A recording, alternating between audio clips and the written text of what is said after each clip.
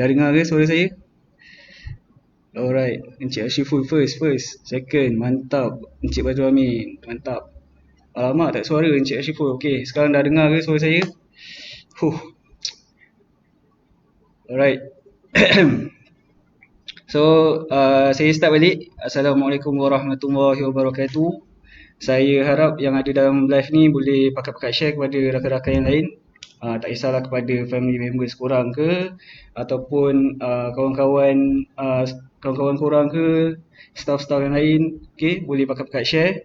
Kita tunggu dulu viewers kita naik sikit. So, kita akan start lah perbincangan kita pada hari ini. So, macam mana? Korang semua okey ke? Sihat ke? Alhamdulillah. Sihat, kalau sihat, Alhamdulillah saya ucapkan. Okay. So, ada ke di antara kalangan viewers kita ni yang sangkut dengan banjir? Dengar cerita yang bahagian Pantai Timur air naik, hujan tak henti-henti dekat area Selangor, Shah Alam. Okay. Dekat area Pahang, dekat Kuantan semua, Kuantan, Gambang, Jana Baik macam tu, Pekan.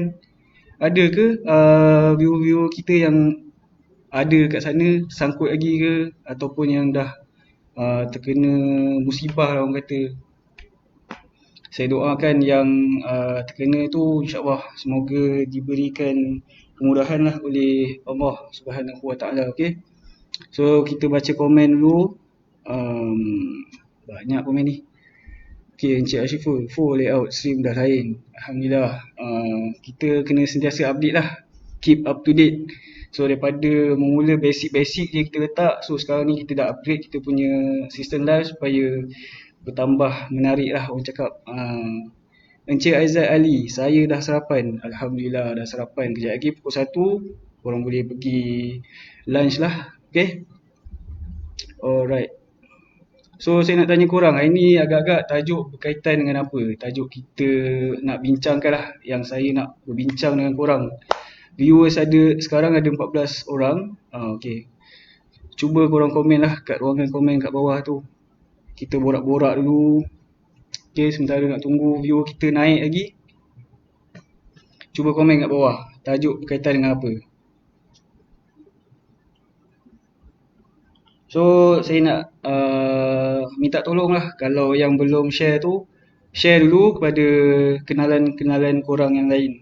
Okay, supaya apa, ilmu yang saya nak share dengan korang ni kita boleh kongsikan dengan orang lain lah. Okay. Encik Badrul Amin, RAM code. Hari ni kita nak borak pasal RAM, Random Access Memory. Itu singkatan dia lah untuk RAM. Okay, Alhamdulillah. Okay, saya rasa saya dah boleh start lah kita punya sesi perbincangan ni, borak santai. Okay, saya buka slide dulu.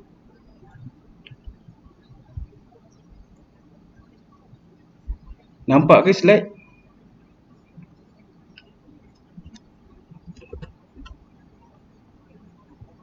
Transform fit to screen. Alright. Minta maaf Okay, kita start balik. Okay, dah nampak ke slide?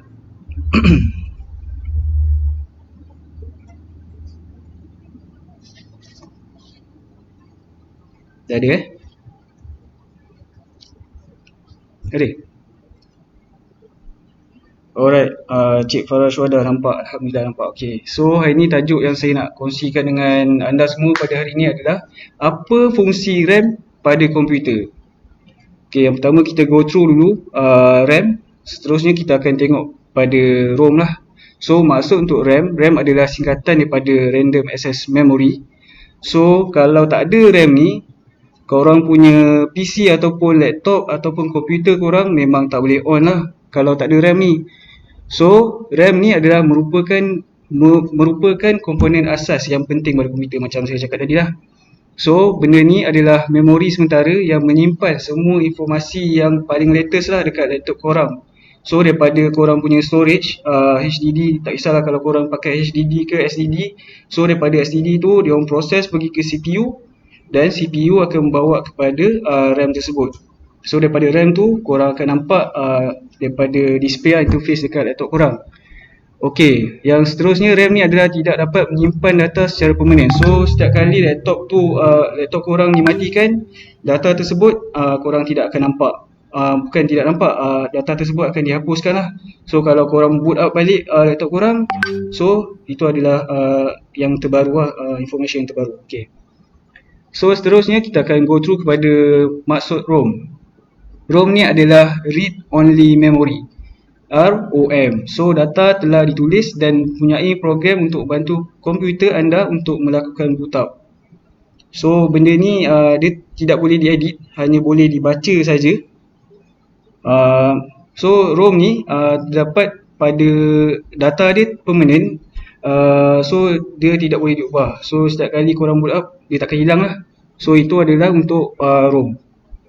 Seterusnya, ini adalah cara untuk korang check sama ada jenis RAM apa yang korang pakai kat laptop. So korang boleh, kalau korang nak try, kalau kat depan korang ada laptop, so korang boleh tekan control, lepas tu tekan shift dan escape. Tekan sekali, so korang akan dia akan terus buka task manager korang lah. So dah nampak task manager tu, pergi ke performance dan klik pada memori. So dari situ korang boleh tahu lah apa jenis memori yang korang pakai. So macam laptop ni dia pakai DDR4, kalau tak silap saya. So korang boleh check dekat laptop korang jenis apa yang laptop korang pakai. So seterusnya ni adalah jenis RAM. So yang first kali adalah DRAM ataupun dia untuk singkatan untuk dynamic RAM. So seterusnya adalah SDRAM, synchronous dynamic RAM. So ni ada upgrade pada DRAM lah. So dia ada update sedikit daripada yang DRAM ni. Yang seterusnya adalah RDRAM, rhombus dynamic RAM. Dan yang keempat kita ada SRAM, static RAM.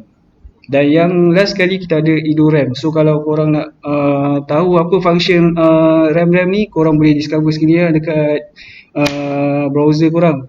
So kalau saya nak terangkan satu-satu, mungkin live ni akan menjadi lebih panjang lah. So sebab dia banyak, itulah sebab dia saya hanya menunjukkanlah jenis-jenis RAM yang ada dekat laptop korang ataupun phone korang. So yang seterusnya adalah berkaitan dengan DDR.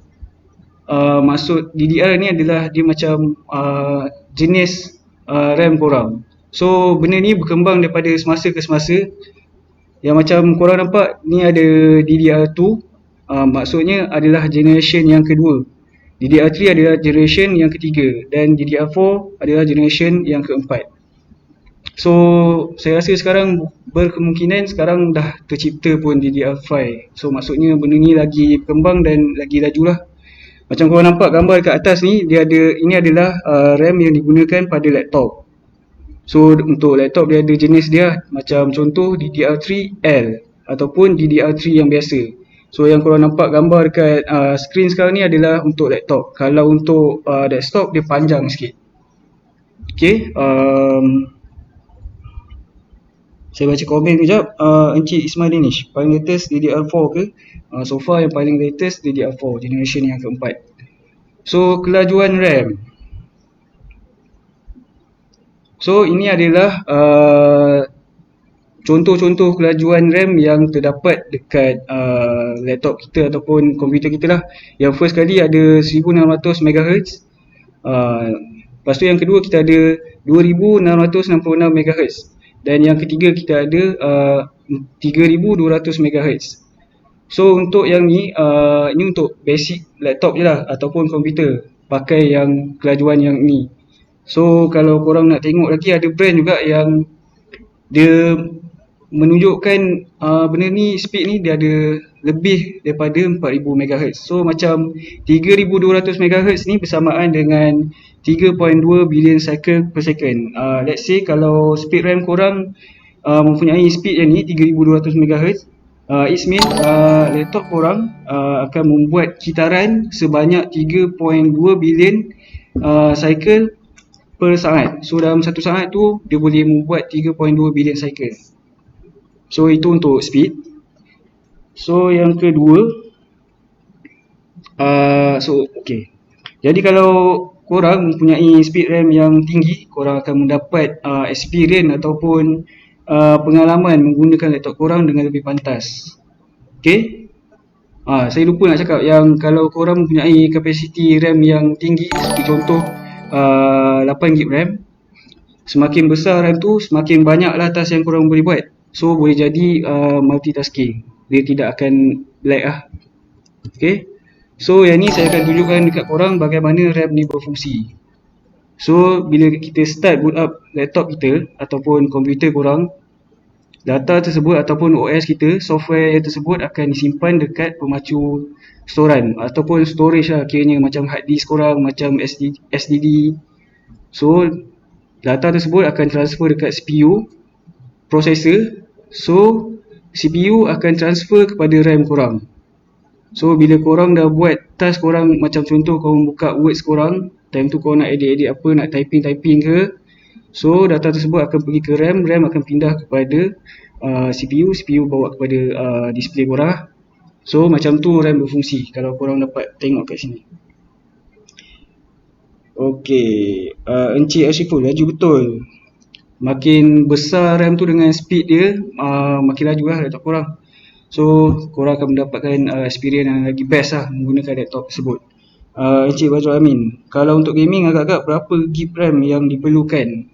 Kalau untuk gaming saya rasa minimum 8GB lah. Saya rasa minimum 8GB memang sesuai lah untuk gaming. Kecuali kalau korang jenis yang suka video editor, mungkin 16GB paling minimum untuk mengedit video macam tu lah, untuk software. Alright. Encik Aizuddin Zahari, kalau RAM like 8GB RAM but CPU jenis rendah, laju ke laptop?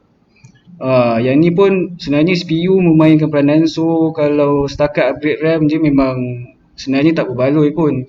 So kalau korang ada chip CPU yang lagi latest, macam so far sekarang 11 Gen untuk Intel. So kalau processor tu dah laju, RAM pun dah ngam, memang dapat experience yang memang smooth lah. Macam tu lah cerita dia. Okay. Alright. Ada apa-apa soalan lagi ke? Sebelum kita menutup perbincangan kita pada hari ini. Encik Ismail Danish, saya suka memang Encik. Terima kasih Terima kasih. So sebagai kesimpulan dia pada hari ini, RAM ni ibarat macam kita punya meja kerja lah. Semakin besar meja tu, semakin banyak information yang kita boleh letak atas meja tu. Kalau kita nak tukar file, nak tengok buku-buku yang lain ataupun file-file yang lain, kita boleh ambil je daripada meja tu. Macam tu lah ibarat dia RAM ni. So dengan sebelum melakukan kerja di meja, pastikan kita mengambil dulu contohnya macam rak. Rak ni macam kita punya hard disk lah, tempat storage simpanan kita. So kita ambil buku tu, kita bawa pergi meja kita, kita buat kerja kita. Macam tu lah RAM. So lepas kita dah buat kerja tu, ada yang gelak-gelak kat sini Okay, kita sambung balik. So lepas kita dah buat kerja tu, mesti kita simpan balik kat rak. Macam tu lah ibarat dia RAM dengan storage ni. Kita simpan balik barang-barang tersebut dekat rak ataupun rak macam tu. Rak ataupun kita punya kabinet tadi saya nak cakap. Okay. So kalau contoh lah kan, kalau kita dah habis buat kerja, lepas tu kita tak simpan balik kita punya buku-buku ataupun file-file yang lain, mungkin benda ni macam contohlah kita meletakkan laptop kita dalam mode sleep. Benda tu dah tahu tak hilang, dia tetap ada, tapi kita tak turn off dia. Macam tu lah ibarat dia. Kita sleepkan dia, kita tak turn off. So data kat RAM tu still ada. So saya rasa itu saja daripada saya pada pukul perkongsian kita pada hari ini. So ada apa-apa soalan ke nak ditanya berkaitan dengan RAM ni? InsyaAllah kalau ada yang saya boleh jawab, saya jawab lah.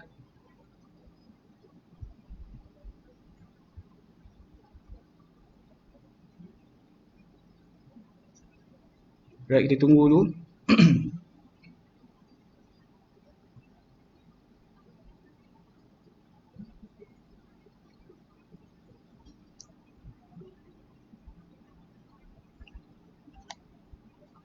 So tak ada Alright, saya rasa itu saja dari saya.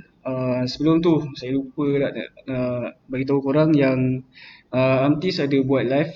Macam korang tengok dekat kita punya starting tadi intro, hari Isnin, hari Rabu, hari Jumaat. Hari Isnin dan hari Rabu tu kita buat pada pukul 12.30 tengah hari, dan hari Jumaat kita buat lepas solat Jumaat, lebih kurang dalam pukul 3.30 macam tu lah.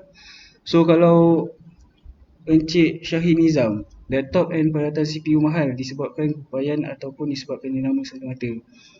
Yang ni untuk keupayaan lah. Kalau benda tu dah mahal, lepas tu tengok juga dia punya spesifik. Kalau benda tu memang support untuk buat multitasking, so benda tu memang power lah. Macam tu, yang saya faham lah macam tu. Alright, lagi satu saya nak cakap, Amtis juga ada menyediakan training, tak kisahlah berkaitan dengan teknikal, tapi memang khusus untuk teknikal lah. Macam contoh, kita orang buat training untuk Laravel, PHP.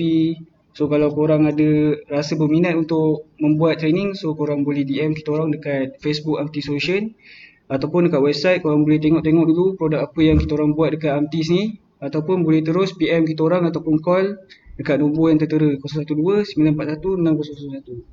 So saya rasa itu saja daripada saya. InsyaAllah ada rezeki kita jumpa lagi insyaAllah.